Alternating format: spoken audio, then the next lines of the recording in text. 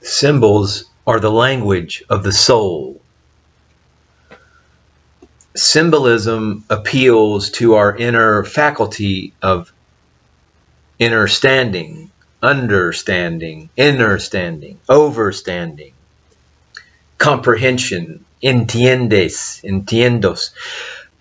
to a part of us which cannot be expressed in language.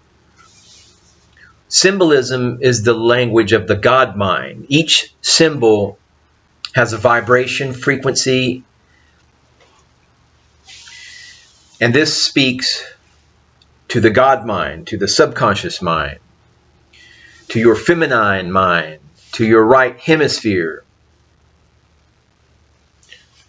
Dear viewer, ask yourself why the symbolism of the scale is prominent with the Archangel Michael, who is mostly known for his sword, but there's equal amounts of symbolism of Michael, the great archangel, which means in Hebrew, Mikhael means who is like God, but he is featured in many iconic artworks with a scale. Whom else is featured with a scale? Yes, that's right, dear viewer, Anubis. Anubis is the Greek word, but Ampu is how he was known in his original name by the ancient Egyptians. But scales, what is the symbolism of scales all about? Well, it's about discernment. It's about exercising. It's about being mindful of your inner fire, of your God force fire. And the symbols of light and darkness, they've been twisted up and exploited for their own externalized purposes by the Freemasonic or organizations of organized religion, of the external savior program. But in my lexicon, light is conterminous with knowledge, darkness with ignorance. But the symbols of light and darkness are nuanced. The lighter something is, the higher it rises.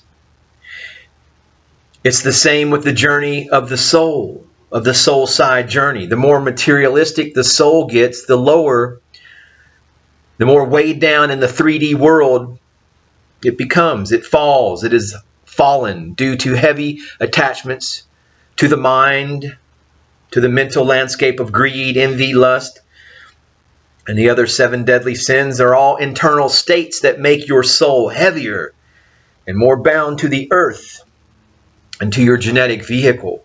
To ascend, you must quell all the chaos of the emotions and detach from the external world to become lighter and at peace with all. Todos los gentes del mundo. Then and only then shall the soul pass upward to the light. Human beings eat, drink, and breathe, and in doing so, they are in contact with the elements of earth, water, and air, and are nourished by them. But what do they do with the 4th element, the fire element, which is conterminous with light, the light, fire? Nothing much. Most humans don't nourish that part of themselves with the God force. They do not nourish their souls with the God force. They do not know how to nourish themselves with light. And yet it is even more vital to them than air. Man, woman, he-man, she-man, they-man must absorb light in order to nourish their brains.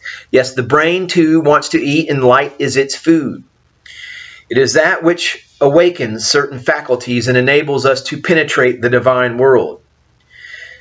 You will say that by eating, drinking, and breathing, we nourish our whole body, our whole entire genetic vehicle, including the brain. Yes, but so long as we are satisfied to nourish our brain only with solid, liquid, and gaseous particles, which are not the elements it most needs, we will remain very limited, we will remain very grounded, which is not entirely a bad thing, in the lower 3 chakras, because that is how we propel, how we fuel our genetic vehicle. But we will also remain limited in our understanding, trapped by the those frequencies. Now, tradition has it that one day Zarathustra asked the god Ahura Mazda how first man nourished himself. And the great source of all creation, Ahura Mazda, replied, he ate fire and drank light.